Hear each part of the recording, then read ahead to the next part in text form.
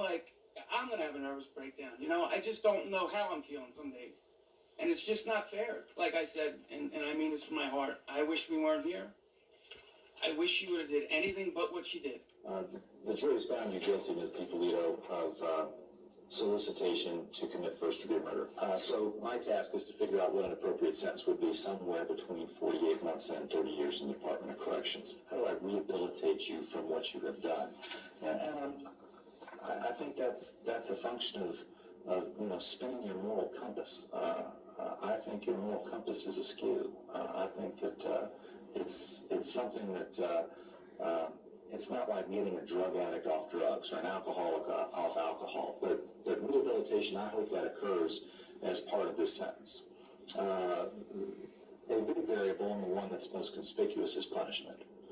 You impose a sentence to punish bad behavior, criminal behavior, and that's going to be a large component of this sentence. And also a valid factor in imposing a sentence is retribution.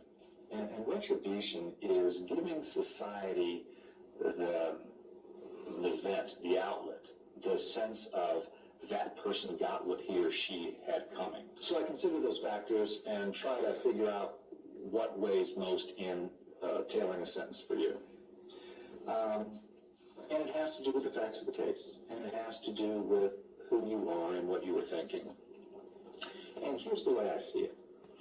I think that a lot of it is what were your motivations? What were you doing? What were you thinking when that was going on? And I just come to the most obvious conclusion that you were motivated by greed, by avarice. There's no evidence that you were being beaten and you were defending yourself, that you were a battered wife, that you were an alcoholic, that you were the victim of child abuse, that you were somehow acting in defense of yourself, even under a misguided notion. There's none of that here. All of your conduct was just for self-indulgence and just trying to take every bit of money that you could get a hold of so that you could go on and live this fast life. In as early as March, you began this relentless campaign to get rid of your husband. First, you're thinking, well, I'll just get him sent off to prison and that would be good enough.